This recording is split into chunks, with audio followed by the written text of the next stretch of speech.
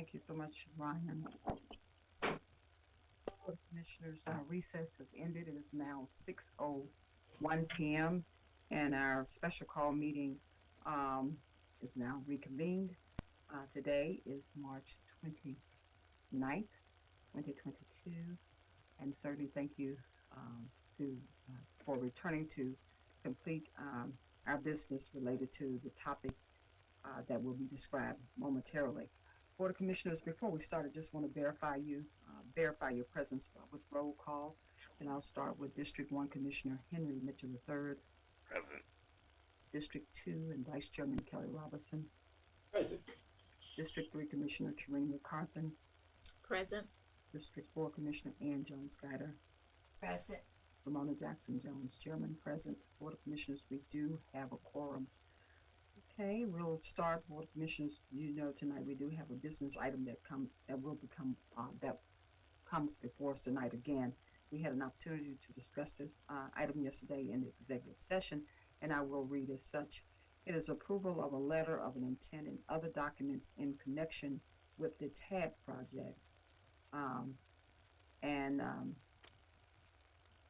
Give the chairman the ability to sign all related documents depending final legal review. Certainly, Board of Commissioners, before I call the question, would like to see if our attorney Coleman would come in and brief us and give us an idea of what we are voting on tonight. Madam Chair, thank you, members of the Commission. Thanks for coming back this evening, this adjourned meeting. As indicated yesterday, we, as a condition to the consummation of the real estate transaction pursuant to which we are buying land in the TAD area, we have been asked to enter into a letter of intent. We discussed it because we were talking about various real estate components yesterday, and there's also an easement that will be granted that's also on the table. We talked about it in the executive session, but since today's discussion is going to focus primarily on the terms of the letter of intent, it's not my recommendation that we go into executive session to discuss that. Now, having said that, if we get into a discussion of litigation-related possibilities or strategies or concerns, it may be appropriate to adjourn at that point to go into executive session. But at this point, in terms of discussing the business terms of the letter of intent, it's my recommendation that we do it on the floor. So the letter of intent generally provides for certain commitments being sought by the developer, which is, I think, the FRBN-1, an LLC, which I think is a subsidiary controlled by the Holder Company. We've been asked to enter into certain commitments.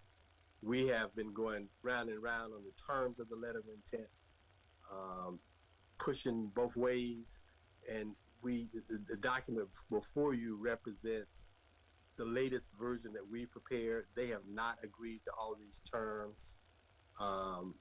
They have sent a note recently with some objections or concerns about some of them. I have not gone through that thoroughly, but I would like to go through it and tell you what this provides and highlight what I think some of the bigger issues are. So without further ado, I will start on that. The beginning is really kind of lays out the background of what the deal is. We've added some language in because the developer had language in saying that its purchase of land was a material consideration for going forward. We thought it was important to also have it in that our purchase of land was done solely to get the deal done as well. So we've also making some material step up to get this done as they are. The first major item provides for the amount of TAD support that will be provided to the developer for its own private infrastructure needs. That is one of the things that the TAD law allows. It allows you to give some portion of TAD proceeds to a developer to assist them with their infrastructure costs.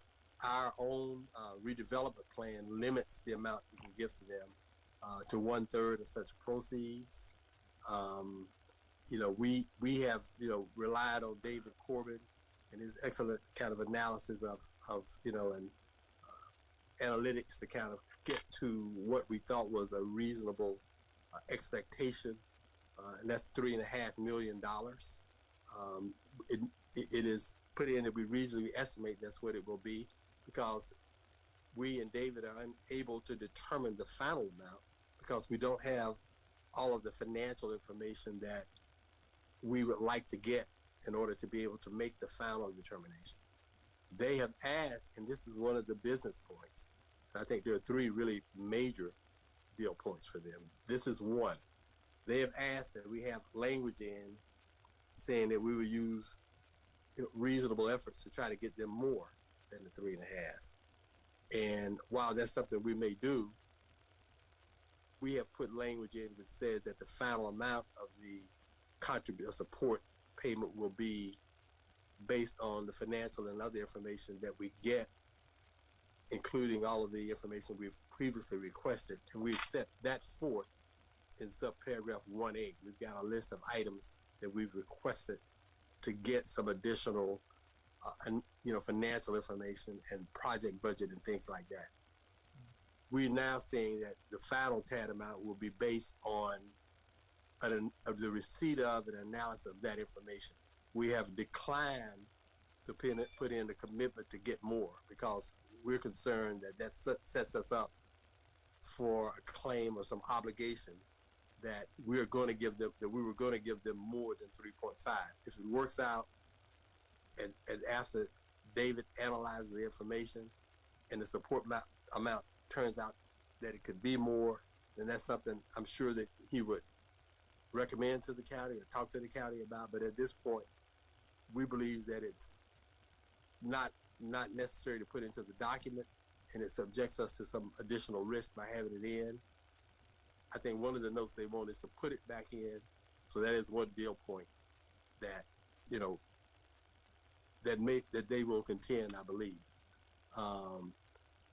In going through this, and the other thing I want to point out that we have added language which clearly states that the payment of the public infrastructure, let me make a distinction, the support payments we're giving to them is for the private infrastructure improvements on their site. Things like their own internal roads, internal sewers, things like that. The public infrastructure is infrastructure that's going to serve the entire TAD. And we have language in which states that we think the redevelopment plan requires that the public infrastructure take priority over providing the TAD support to the developer.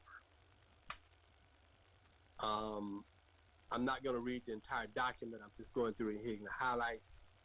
There is going to be a project budget and a construction schedule for the project. And that's been attached as an exhibit to this document. That'll be important in just a moment. Probably the biggest issue, the bigger two issues to the developer are the construction of of two items of infrastructure: the spine road up to a certain point, not the entire portion, but up to a point to allow them to access their property, and the construction of a sewer line. And who pays the cost of that? The initial draft we received from them, as well as a subsequent draft, had a provision in where we were saying we will cause it to happen, and they wanted us to agree to pay liquidated damages if it did not happen in that time frame. We thought certainly it was inappropriate as a public body to agree to pay liquidated damages, and we've declined to put that into the document. We initially thought that we would have a softer position with respect to our obligation to build the road. We would say we would try and things like that, but we ultimately felt like we could take a stronger position that we would get the road done within that time frame. But the liquidated damages is removed, and based on discussions that were had by Mr. Pumphrey and members of our traffic group, he thinks that time frame is eminently reasonable. So that that is where we are. So the deal issue is, you know, we've agreed to do it, and we're going to cause it to happen, as opposed to saying we're going to try to make it happen. They would not. That was unacceptable to them, and indicated that it was a deal point. Some of the things they haven't agreed to in here may still be deal points, but I think we've gone as far as we could recommend. The liquidated damages being out against us, they also tried to impose them upon the development authority. Our view was that the development authority resources are more limited. If they weren't able to pay liquidated damages, we would have some moral obligation to support them, likely. So we asked that those be deleted as well. We deleted those as well from the document. So as it stands now, we've agreed that we're going to put the road in within the time frame. As I said, it's not the entire road. It's only up to allow them to access their property. There are no liquidated damages there. It's not to say that they would not pursue if we didn't meet that time frame. We do have a force majeure provision in, Madam Chair, to your request yesterday about weather and other conditions that we can't control. That provision is here. It basically says the obligations of the party cannot be controlled. The things beyond our control, then those obligations may be relieved or extended. I think they want to put a cap on the amount of time it can be extended, but as a result of force majeure, maybe no longer than 3-4 months. But so far, that's not been agreed to. But that's something you can decide and discuss. And if you want to add that back in, fine. It would be my view that if it's something beyond our control, we shouldn't. It's beyond our control. We shouldn't. If we have an earthquake and we're not able to get it done, and we're more than 3 months late, we ought not be liable for that. So I would not, recommend the cap. But that's a request, and that could be a big point in the deal. We've added that so that's where we are on the road. We've agreed to put it in. We've got the milestones, and we've agreed that we're going to cause it to be done in accordance with the milestones, which is roughly 18 months. Another major deal point for the developer, and probably the major deal point, is a sewer line that serves their property. The Water and Sewer Authority has already put in the basic spine for the sewer and the water. It's really sewer that's the focus here. The basic spine is in, but extending that to their property was the issue. I think since we last discussed it, there have been discussions between the Water and Sewer Authority and the Foxfield, which is the master developer, in quotes, that the end result of which the two of them will be responsible for extending that sewer line at no cost to the developer, but importantly also no cost to the county. So they've agreed to do that. That's not been documented. It would be important that it be documented, but at this point the agreement was just reached today. So with respect to that, the developer is going to be responsible for the payment of his own connection fees to the line and the ongoing water usage fees. But that is where we are. And again, no liquidated damages. It's to a line to be put in within the time frame. That's where that is. I've mentioned the force majeure provision. I have added a provision that I gather is somewhat, somewhat disagreeable to the developer. I've added language just in this draft which says limitation of county liability, where I am making it clear that the financial obligations of the county under this agreement is going to be limited to available TAD proceeds and in no event extend to the county's general fund. I think that they believe that guts the agreement. I don't agree with that. But that's their position. With respect to the general fund, I think we've discussed that given the time frame for building the road, it's unlikely that we'll have a bond offering done in time to get those proceeds. Maybe, possibly, but not likely, which means that the cost of building the road would have to be advanced out of the general fund. if the board so chooses. And with the language we have now, and even with the softer language we had, I think it would have still been something we would have been required to do. I believe that's consistent with the limitation of our liability, because it would be my strong recommendation that any such advance be just that, an advance, and that we be first priority in terms of repayment, so that we advance the money to build the road, and when the TAD proceeds materialize, that we be repaid as top priority. Our general fund be repaid. So I think, to the point that it guts our commitment to build the road, the fact that we're prepared, if the board so chooses to advance the money, would, mean that our argument is really moot. Those are the highlights of where we are. I would turn it over to the Development Authority or anybody else that wants to add anything. David Corbett, I think, was going to be on the phone initially. I don't know if he has anything to add. David, I don't know if you have anything to add. And thanks for your good work and guiding us through all this. But if you have anything to add to that, please speak now. No, I think your summary was effective. Chris, Mike, do either of you from the Development Authority have anything to add to the summary of where we are?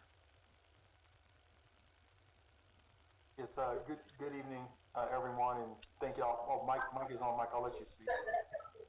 Thank you, Chris. I'll just start by saying thank you to the Board of Commissioners, Chair and Vice Chair. Thank you to the work of David and Mike and Sherman. We couldn't get to this point without their diligence and work, and we appreciate that. I think that Michael's summary was an excellent point. I think he's addressed a lot of the salient issues, and I think that we have a much better deal struck now than we did before, and I am fully in support of moving forward with it. But Chris, I'll turn the floor over to you to let you offer your input. Yeah, thank you, and I echo Mike's comments there as an appreciation for everyone's support and helping us get here. Also, tremendous thanks to Gil, Sharaus in their efforts in kind of figuring out the role the Water and Sewer Authority can play, and also providing some guidance on how to best get us to this point. And Gil, may want to expound upon, their verbal agreement with Foxfield on delivering that sewer. I think, the important thing, here is that, this is obviously a project that we all want to see here happen in our community. And we're obviously doing everything we can to be, responsible with what the taxpayers entrust in all of us to do with the public dollars and their vote to kind of have this TAD put in place. This is a tremendous opportunity for the community to leverage this mixed use development. Really kind of us taking the lead and making it happen, and working alongside the private sector to help get us to this moment.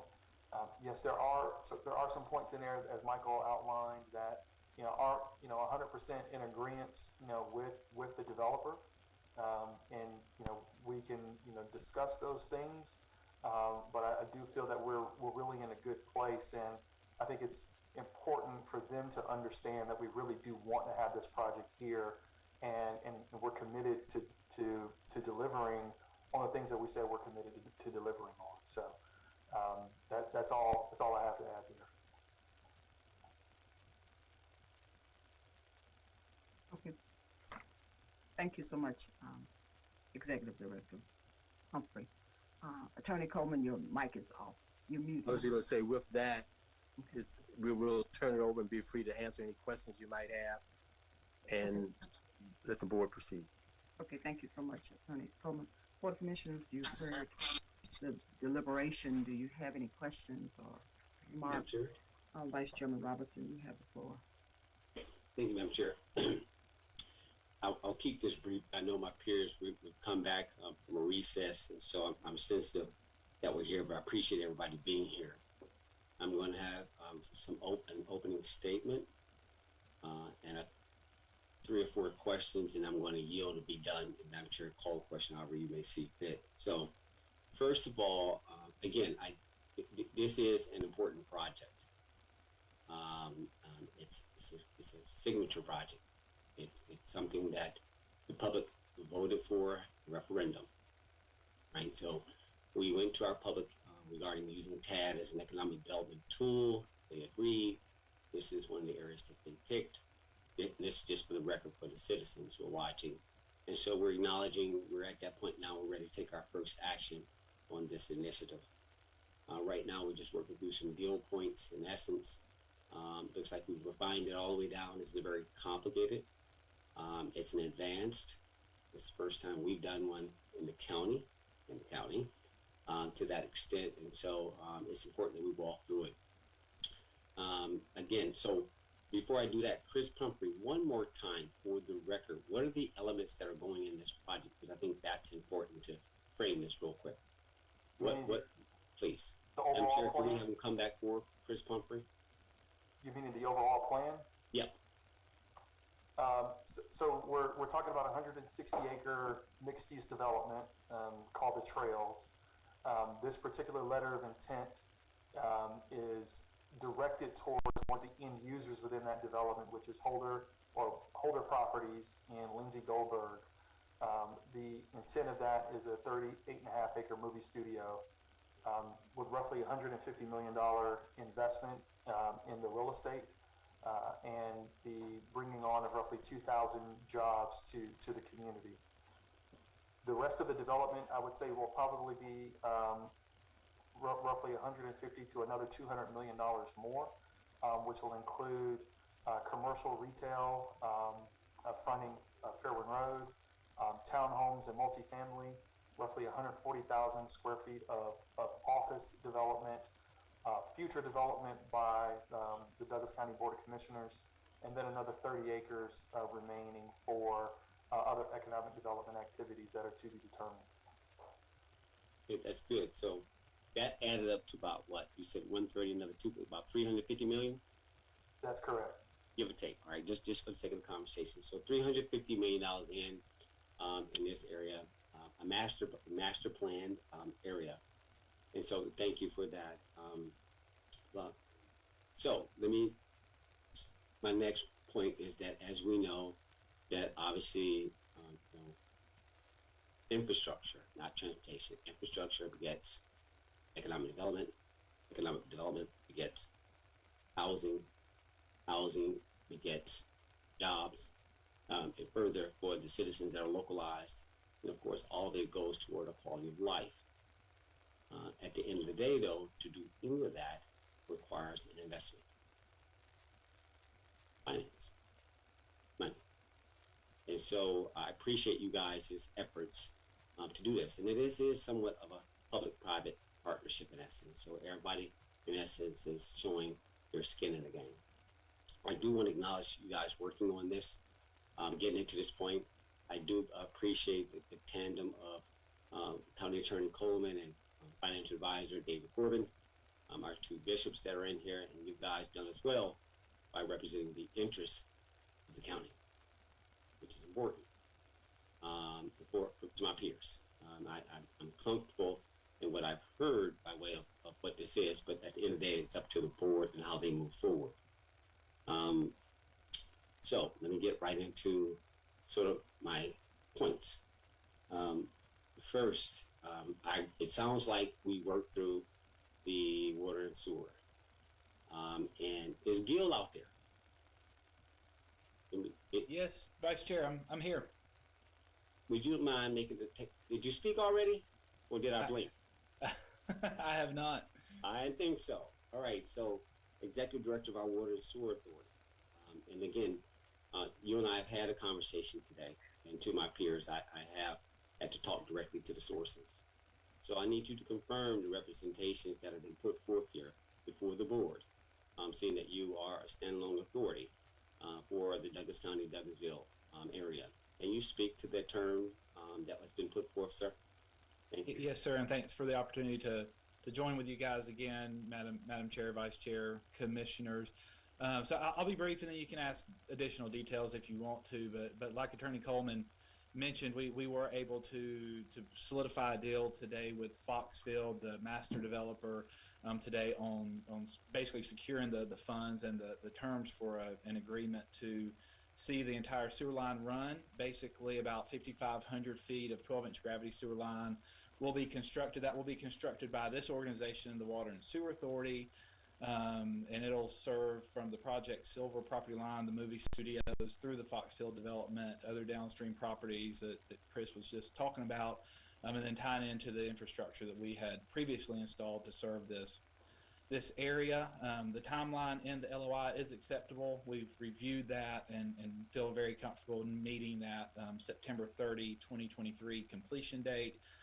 So today we did have a verbal agreement with Foxfield and us to the major terms of this agreement. As Attorney Coleman said, of course, that agreement does need to be formalized and finalized, but I'm not concerned at all that we would get that done. I do appreciate our WSA board. We met last night and discussed this, and of course, Foxfield for stepping to the plate with their piece. They will provide some funding to the Water and Sewer Authority for their portion of this project, and then WSA is contributing to the more regional portion of the line and some upsizing cost. Again, we're comfortable. An agreement will be met. All the major terms will resolve today on the phone with the Foxfield group. And happy to go through any more details, but that's the gist of it. No, that's sufficient. So what was the estimated framing of this cost? From yesterday, I was presented up with the number. So what was that number? Was it about let me just say what I heard. About $1.3 million or so? Is that really what that cost is going to be?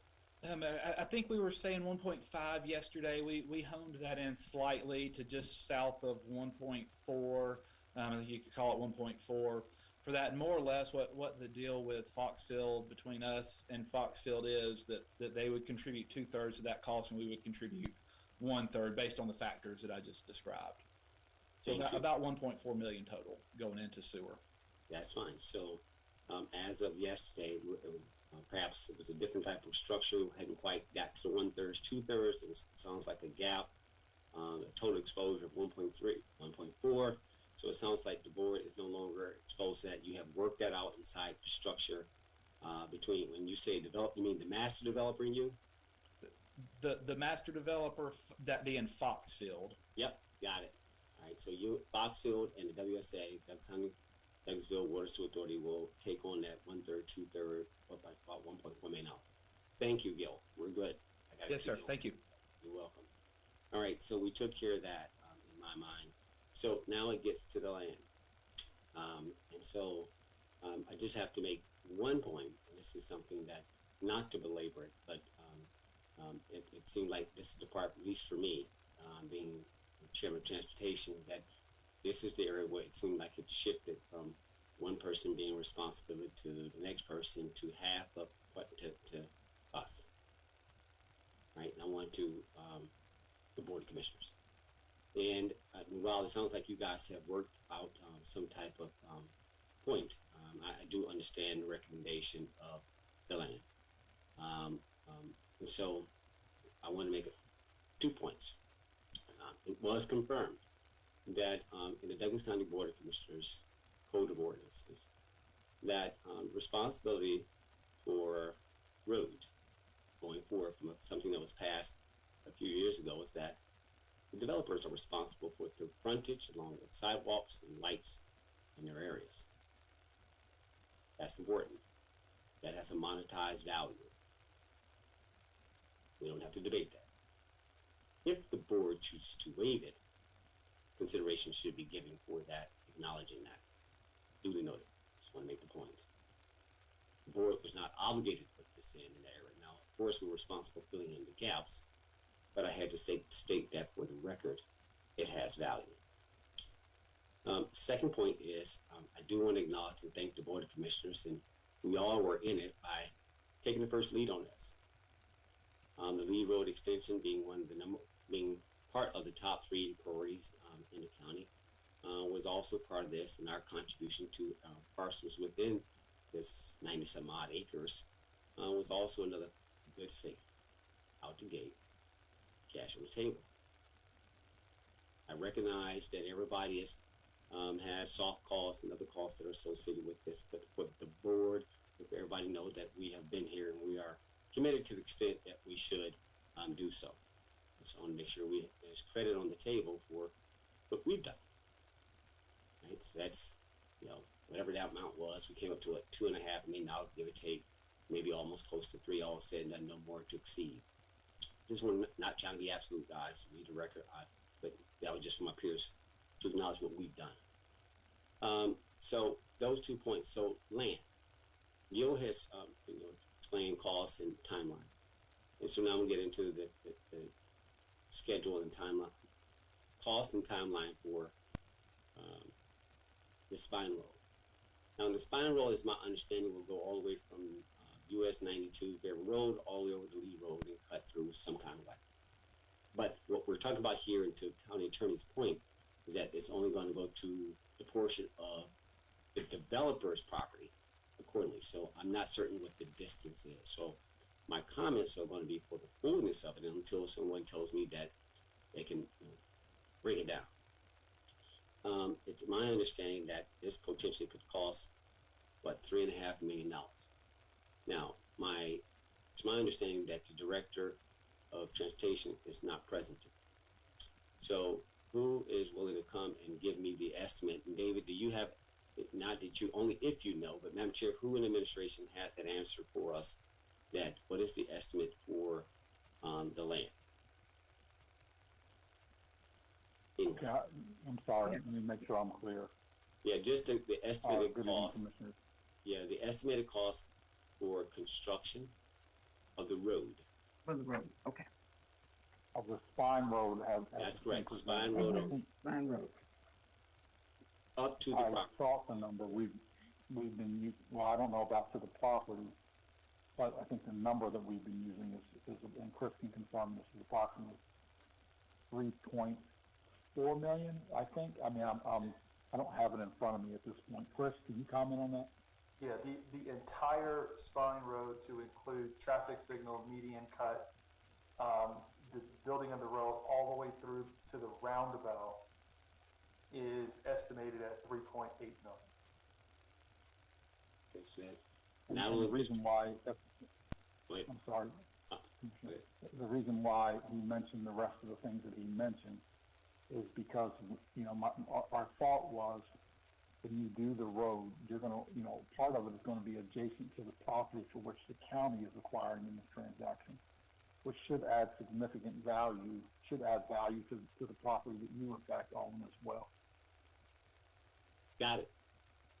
Thank you. So we, what 1.4 and 3.8, it was at roughly $5.4 million as of yesterday. Seems like it's come down. Chris, explain to us what is this spine road that will be cut in from US 92? Is it toward half the property, or 3/4 of the property, a quarter of the property? Give me an estimate. I'm not holding to anything. It's just all relative. Yeah, I mean, it would, if that spine road, just trying to give percentages, I would say it's probably 70% of the development. It may be a little higher than that. The only thing it doesn't reach is the additional 29 acres for future development. All right. So it pretty much cuts across all of it. All right. So great. All right. Thank you. All right. So just clarifying that. So it takes me, I'm almost finished, Piers. So 29, I got it, 70%. And so $3.8 million that we were responsible. So then it gets me into schedule. And this goes back to the county attorney's point. So it's my understanding that by the time you go through the process and I'm going to get into who's responsible for it. It's different between who funds it and who delivers it. Two separate things. The board is clear on its role as appropriators in a legislative matter. But it's something that we have to resolve in this moment, who actually will deliver and execute the work. Specifically, in thinking through this, so 9 days RFP, 6 months engineering, give or take field work, etc. 6 months. You know, that's 9 months, winter, year, 6 months of it, 18 months. That's just me. Don't hold it to nothing, but it seems reasonable to me. And Madam Chair, I was able to reach our Director of Transportation on vacation. In other words, y'all find him. And I did speak with him. So that gives me context to my peers that came straight from our Director of Transportation as a relative. It's a tight time frame. And so while I am comfortable, and I'm going to stop after I make this statement, is that while I'm comfortable with that, I want it to be known that, okay, so why didn't they fulfill the representations delivering the Spine Road? And somewhere in my spirit, I realized that, oh, this taps into US 92. That's GDOT. If this is a pure B road by itself, and we had total control, I probably could stand with a guarantee. We could put much heat on it, and we could, you know, put back 85. You can put it back if you want to. You just put it back because you have control of it. In this case, we have to ask for permission. So the design of this obviously has to comport with them, and you still have to go through that process. Which is why I agree with the position that our county attorney took, which is like, well, we can't guarantee that. We can make commercially as best as we can. I'll take that. But I'm glad to hear that that you are offering up something less than that.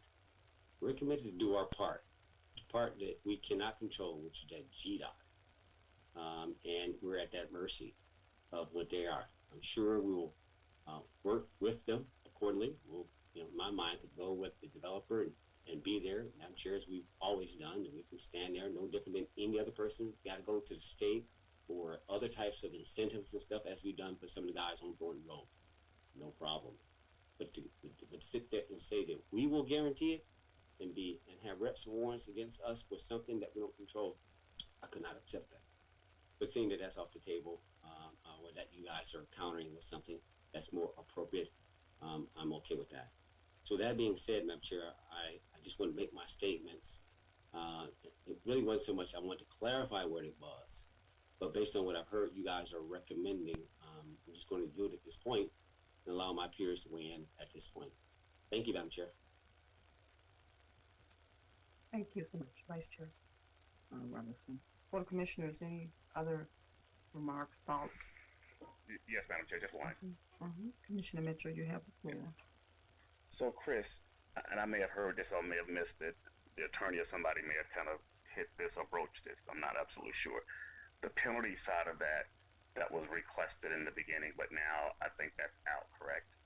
Where do we stand or lie on that piece? So that's a question for either Chris or the attorney.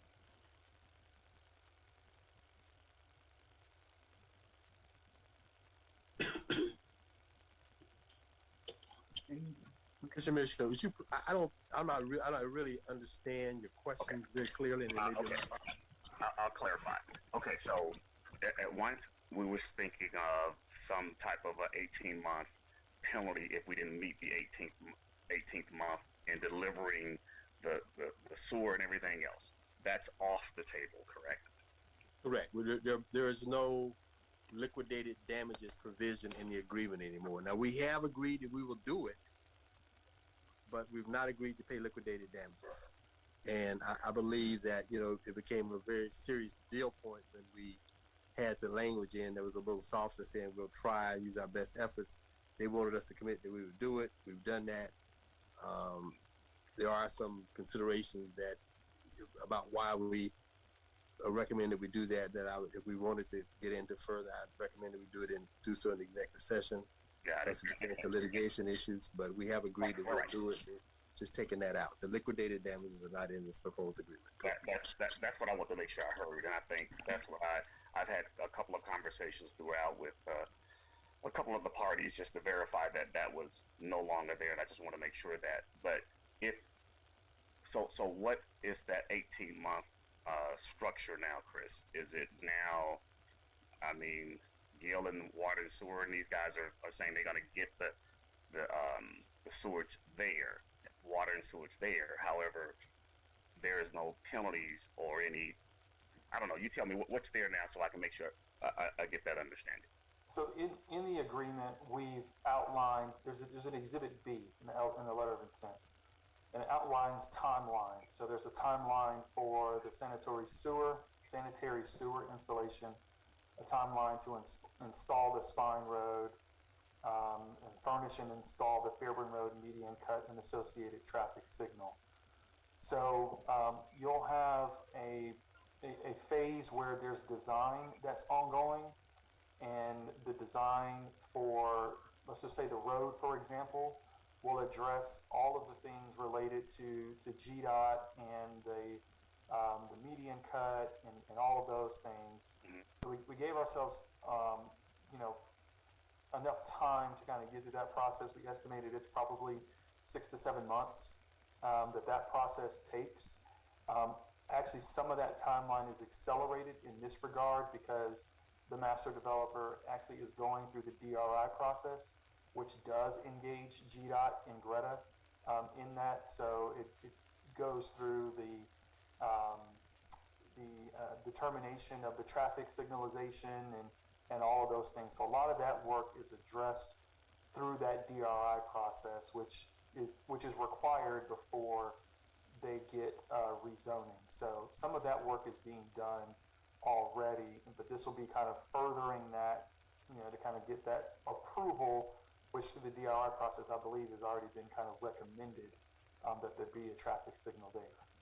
Right, and I just wanted, Chris, so I know we've had a conversation all about this. I just wanted the general public to hear kind of what that looks like, sound like, and kind of what that really is. And last but not least, so with that being said, when it comes to, as Madam Chair stated, when we're dealing with weather and other conditions, how are we addressing that side of it? So in the event that we get to a point of reference that understand is not, it's nature which control some of the timing or offset some of the timing. And that's addressed in this letter as well, correct? That's for you, Chris. Sorry. And Michael's on as well. I know we included the language as it related to force majeure. But Michael, if you want to touch on anything else as it relates to. Right. We did include a force majeure provision, which would include weather, pandemic, and other occurrences like that beyond our control. Mm-hmm. I just saw a note that this is all real time. There are some changes they're requesting now as we speak, and I did see a note, but I haven't been able to understand all of their comments. But one that I did see, they wanted the force majeure provision to only be applicable for no more than 3 months. But again, what happens if there's a pandemic and we're delayed because of the pandemic? Are we supposed to send people back out after 3 months and go to work in the pandemic? I don't think that's a very reasonable ask. Understood.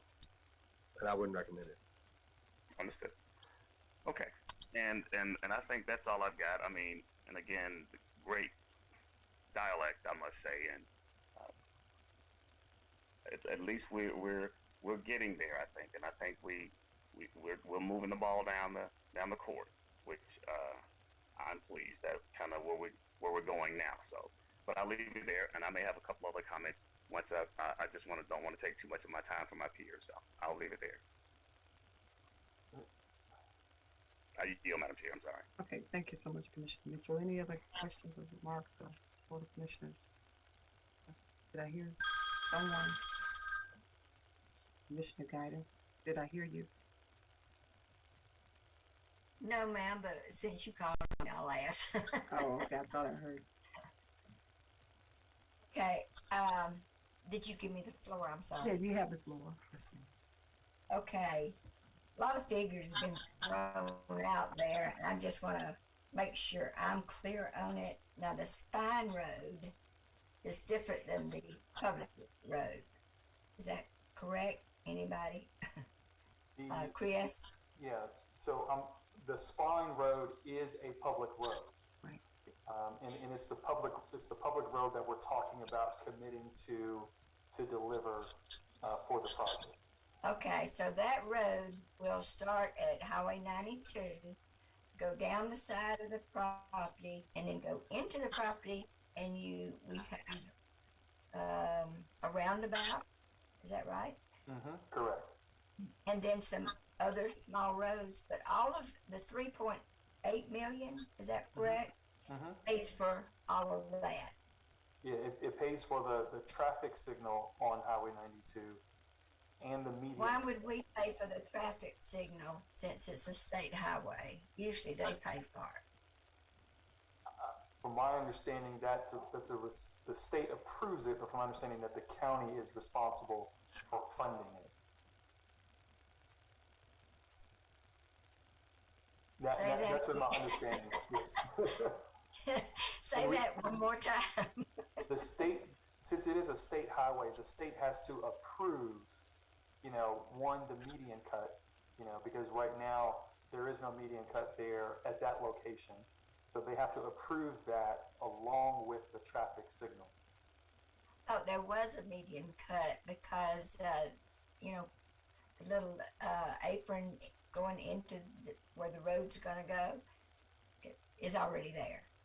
There's that for Lee Road, but for this Spine Road, which will be north of Lee Road, there is not one there, and that's what part of the DRI process that Foxfield has been going through with ARC has contemplated that there is a new intersection to be created, which goes adjacent to the Holder property.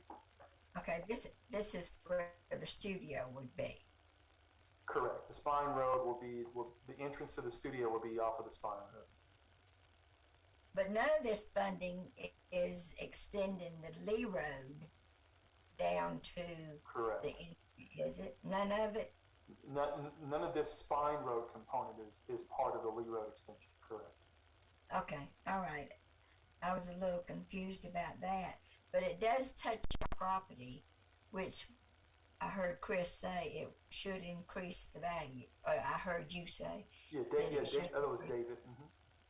David, okay. Mm-hmm.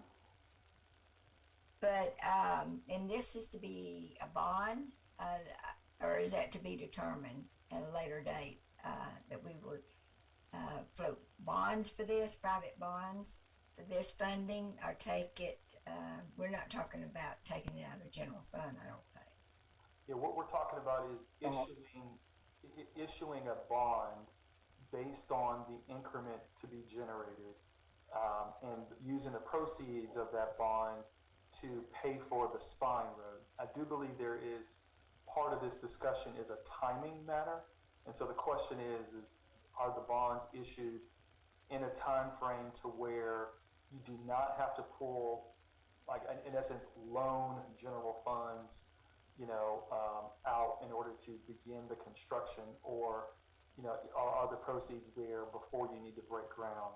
And I guess it would be helpful to understand that timeline.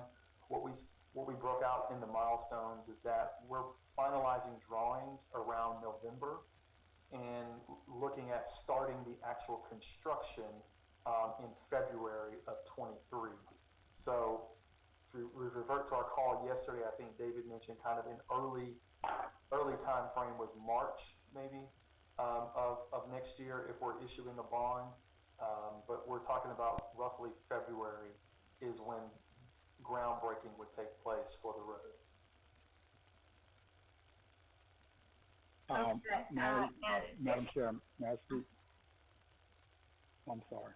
Yes, I'll yield to you. Go ahead. Good evening again, Commissioner Guider. I don't have a time frame for that.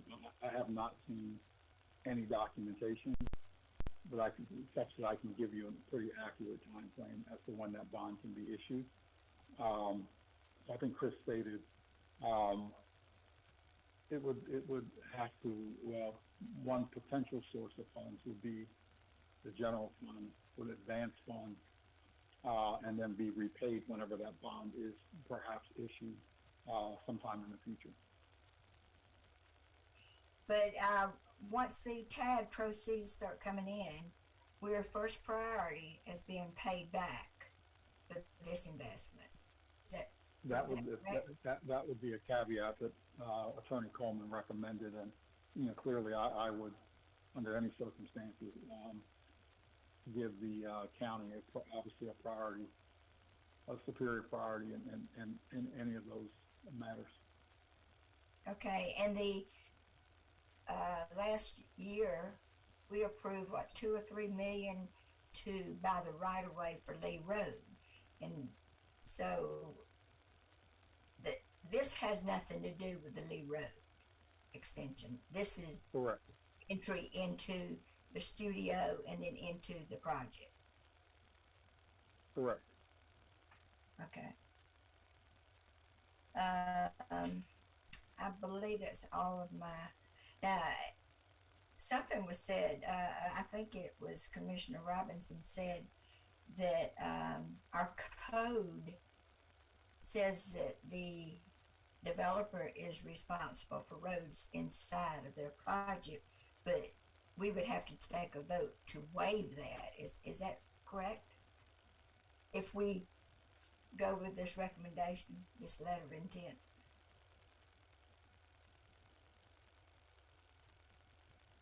Mr. Coleman. Yes, ma'am. Go ahead. Commissioner Guider.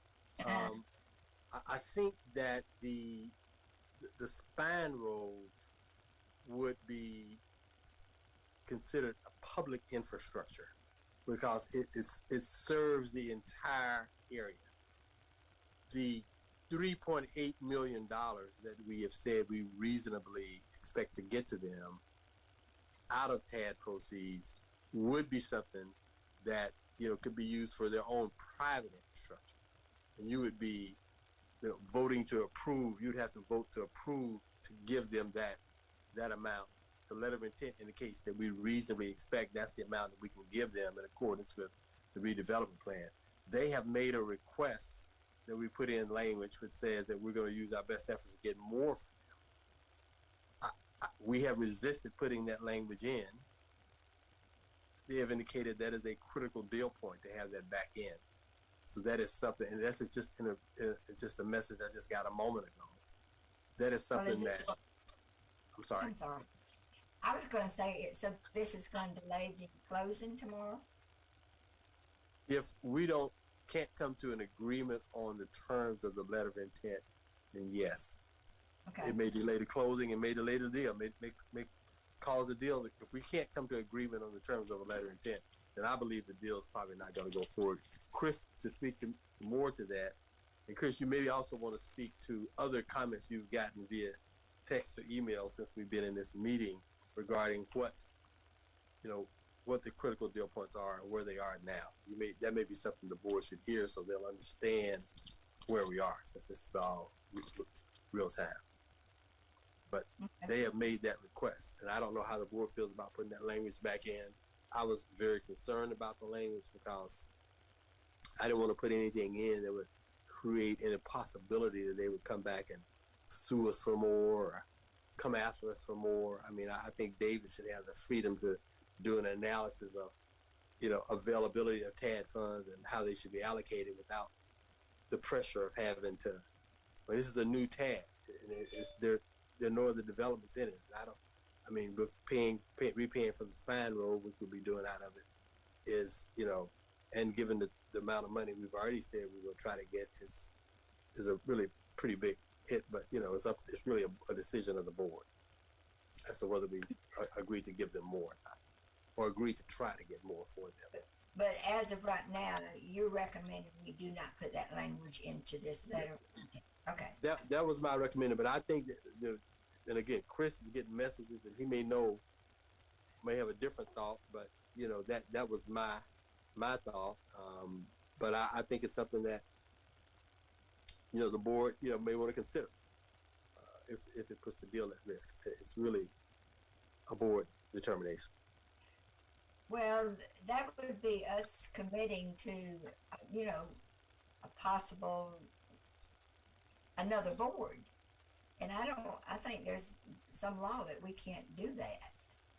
we can't obligate another board to do something. Well, I think the time frame for that would be shorter. It would be this year. I mean, they're looking at once we get all the financial information and do an analysis, Okay. that we try to find more from them. So that would be a shorter time frame. Get a what? David, you're not on mute. David, you may want to mute yourself. David. David? Yeah, there you Madam Chair, I yield back.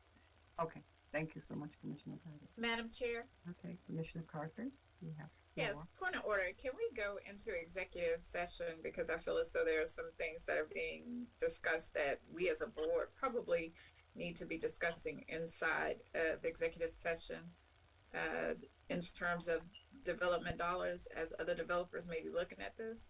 So I think right now we're kind of outside the scope of what we should be doing, but I would defer that to Attorney Coleman so that we can get stuff since people are texting and giving you stuff.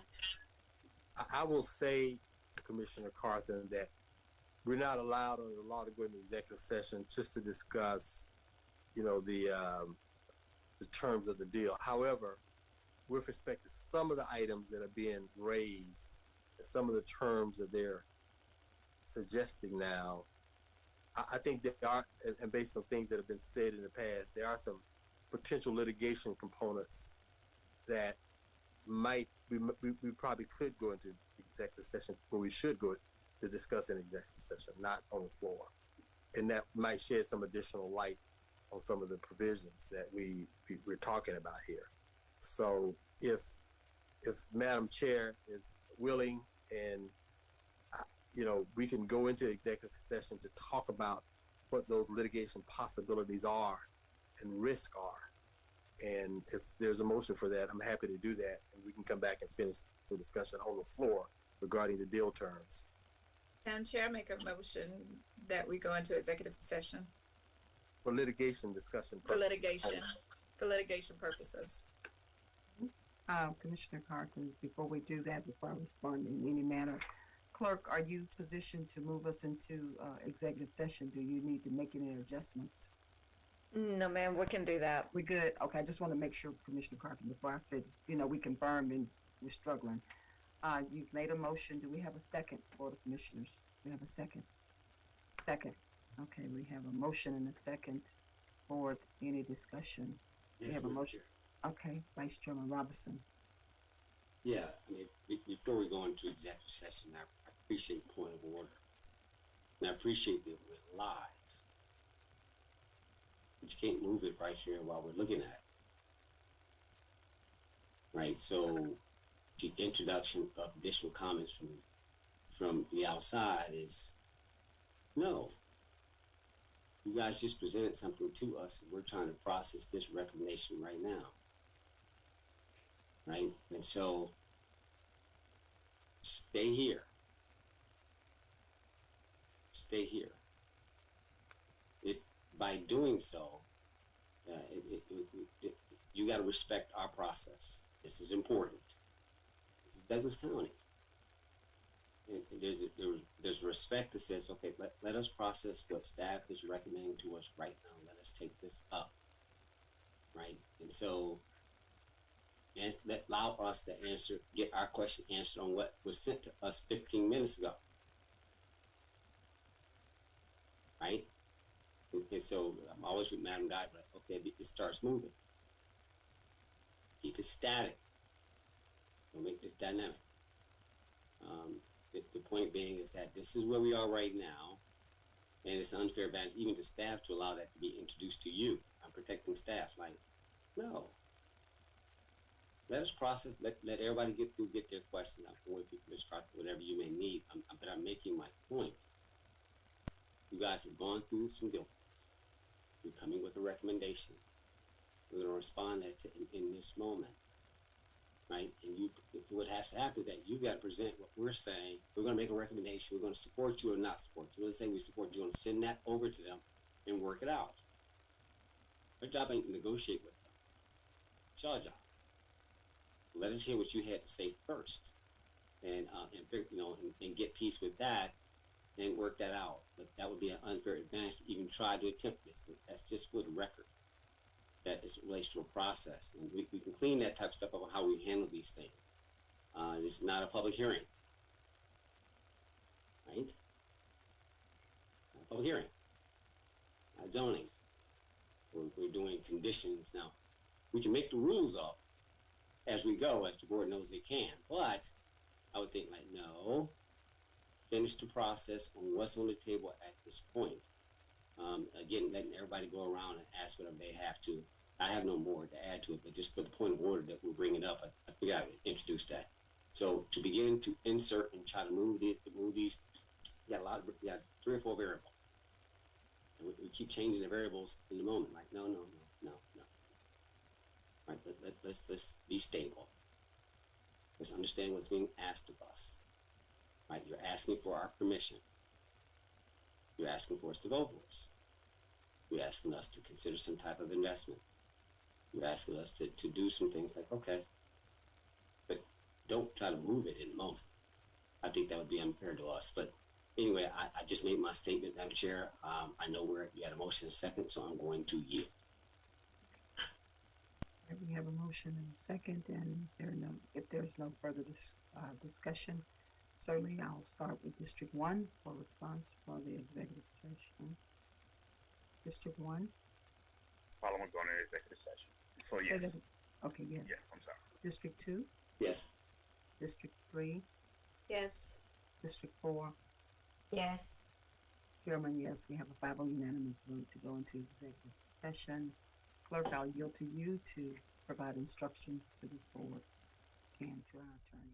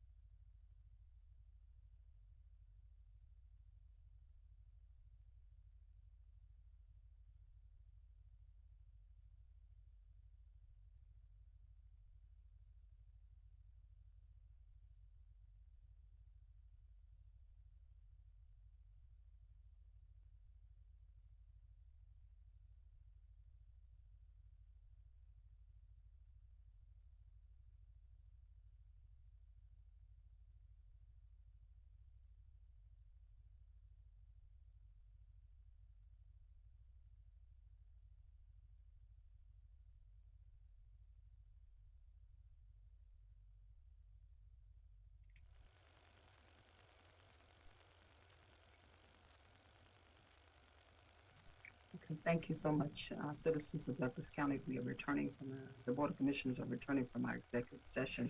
The time now is 7:30 p.m. and certainly we are now reconvening to a regular meeting.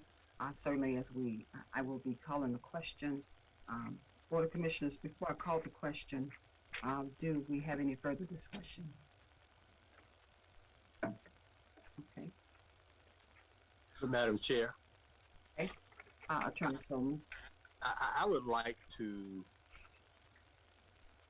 suggest an amendment to the letter of intent. I think that we've discussed the obligation to build a spine road and the time frame, and that we are making a commitment to do that. And in light of the time frame, it is going to be, and I think we've discussed, necessary for the county to advance money. It could well be necessary given the timing of the bond offering to advance money to pay for the construction within that time frame. I like to add language to the letter of intent to the effect that any money advanced by the county for the construction of the spine road in a timely manner will be repaid from the proceeds of the TAD, including any bond offering, on a first priority basis. So I would like, it would be my recommendation that we amend the letter of intent to add that language. And I don't know if you have any thoughts about it, but that would be my recommendation. Certainly, it's the will of the board. Board, are you okay with that? Adding that additional? County attorneys. Yes. Clerk, did you make a note of what was just stated? Yes, ma'am. I did the best I could. Yeah, I will pin that down with the attorney. Okay.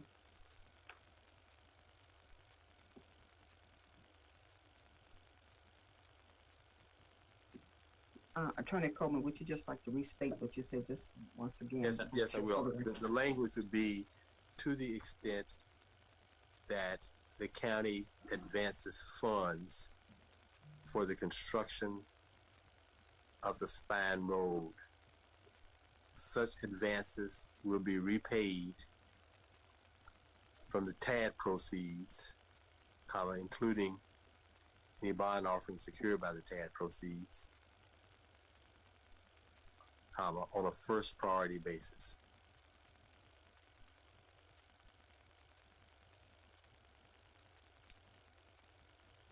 Okay.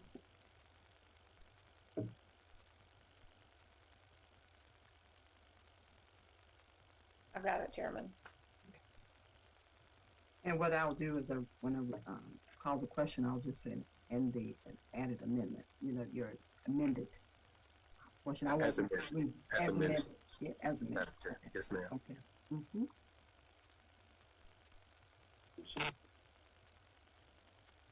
All right. Board of Commissioners, if there is no further discussion, certainly I'm prepared to call the question. Madam Chair? Vice Chair Robinson, you have. Just to the county attorney, should we put the not to exceed 3.5 million? Or leave it as that general? Whatever the amount of the advance is. The way it's worded now, that whatever the amount of the advance is, would be the amount that would be repaid. To my board, I like to be specific. We have to take into consideration other things that's sort of broad. And so I'm okay if y'all don't want to put that in, but I'd like to at least leave it at the not to exceed $3.5 million. Well, if I may, Vice Chair, please help me. At this point, the amount that we would need to advance is uncertain, and we are making a commitment to build a spine road within the time frame. It may be, and I think the number that we heard earlier is 3.5 to 5. So if we limit it to 3.5, and the amount that actually takes to get it done within that time frame is a little more, then we can't fulfill our commitment. So I would recommend. I mean, the way it's worded the way it's worded, any amount that's advanced would be repaid out of cash proceeds. All right, so let me leave it as is, as was read into record for the county clerk. Just to the point that at some point, whatever that amount is, it has to be quantified, which means it will come back before the board, right? Okay. Yes. All right. Got it. You're good. County attorney. I'm good. Okay. But if there's no further discussion, I certainly will call the question. Board of Commissioners, is there a motion for the approval of a letter of intent and other documents in connection with the TAP project as amended, and authorize the chairman to sign all related documents pending final legal review? Including, Madam Chair, the easement agreement that was presented to you yesterday. Okay, to include the easement agreement that was presented on yesterday board as well.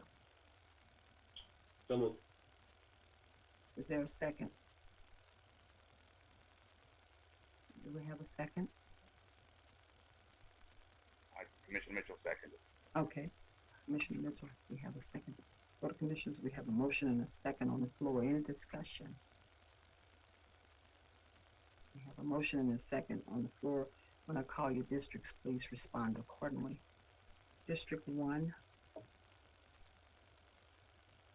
Yes. District 2, Yes. District 3, Yes. District 4. Yes. Chairman, Yeah. yes. Okay, you said yes. District 4 and Chairman, yes. We have a 5-0 unanimous vote and the motion carries. That being said, the motion carries, the 5-0. Any other discussion, board, or any? First of all, I would like, let me personally thank you for your time today, for coming in to address this matter. It's very important as we move towards a closing.